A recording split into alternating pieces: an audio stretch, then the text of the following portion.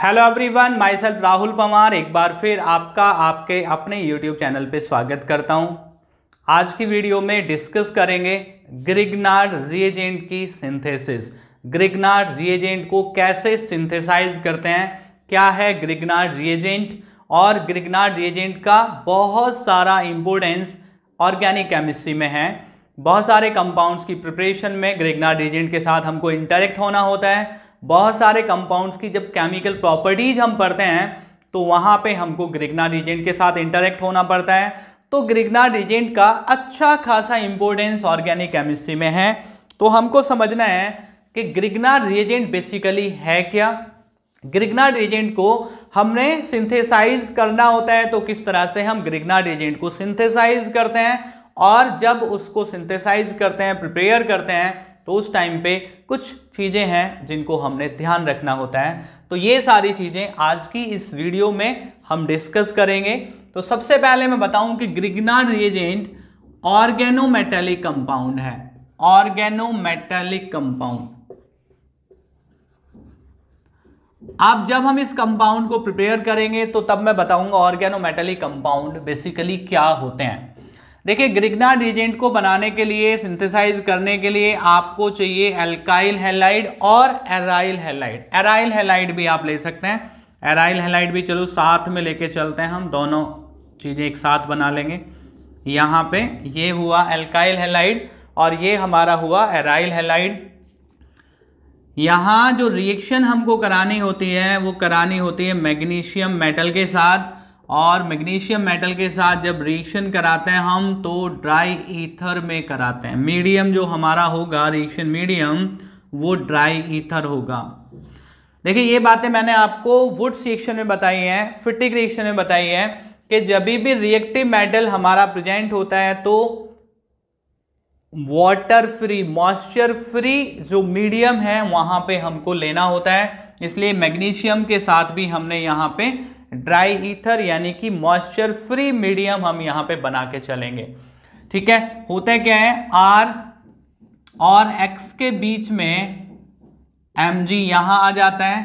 यहाँ aryl group आपका जो है, इसके और हैलोजन के बीच में मैग्नीशियम आ जाता है और ये आपका बनता है ग्रिग्नार्ड रिएजेंट। ये है ग्रिग्नार्ड रिएजेंट, ये है ग्रिग्नार्ड रिएजेंट।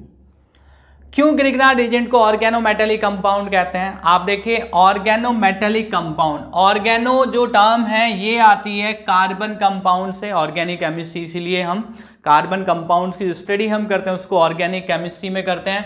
तो ऑर्गेनो मीन्स कार्बन और मेटेलिक मीन्स मेटल। कार्बन और मेटल के बीच जब बॉन्ड बनता है, the compounds are known as organometallic compounds.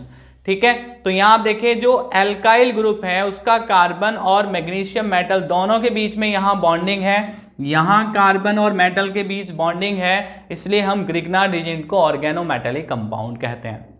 आपको ये बात समझ में आ गई? सिंथेसाइज कैसे करते हैं? एल्काइल हैलाइड या एराइल हैलाइड को मैग्नीशियम मेटल के साथ ट्रीट करते हैं इन ड्राई ईथर।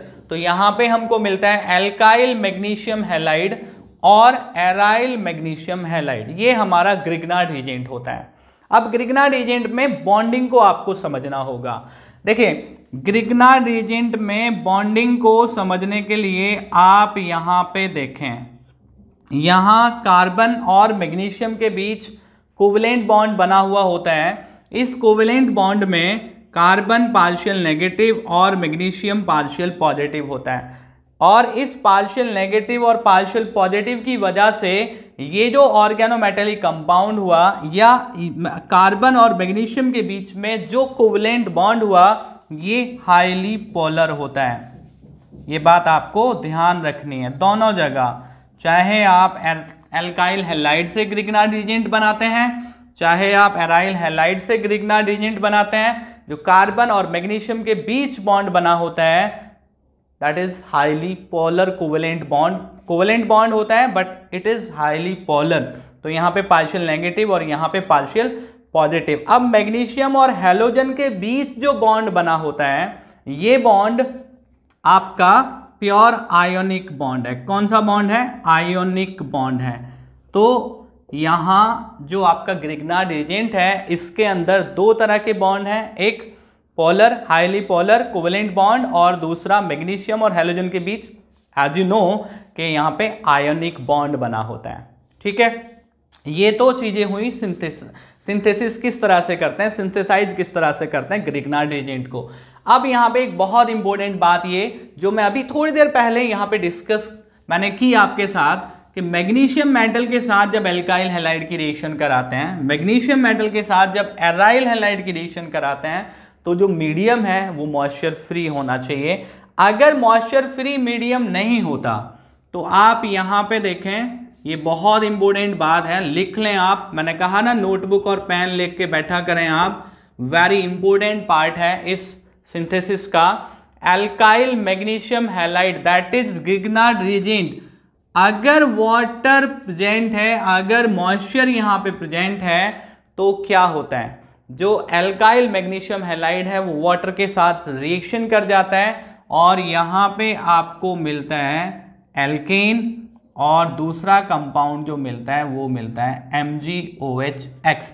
तो आप कह सकते हैं कि ग्रिग्नार्ड रिएजेंट ऑन हाइड्रोलिसिस क्या देते हैं, एल्केन देते हैं। That's why moisture free medium आपको वहां लेना है, moisture free medium is required during the preparation of Grignard reagent. ये बहुत इंपॉर्टेंट बात है, बहुत बार एग्जाम में पूछी जाती है बात कि why moisture free medium is required during the preparation of Grignard reagent, तो दिस इज द रीजन। ठीक है, तो आपको बात समझ में आ गई किस तरह से चीजें होती हैं और ये ग्रिग्नार्ड रिएजेंट की सिंथेसिस है, ग्रिग्नार्ड रिएजेंट को किस तरह से सिंथेसाइज किया जाता है। बाकी इसका इंपॉर्टेंस ऑर्गेनिक केमिस्ट्री का वो चैप्टर बाय चैप्टर है कि जब जिस चैप्टर में हम प्रिपरेशन केमिकल प्रॉपर्टीज पढ़ते हैं तो वहाँ पे वो हम डिस्कस करते हैं।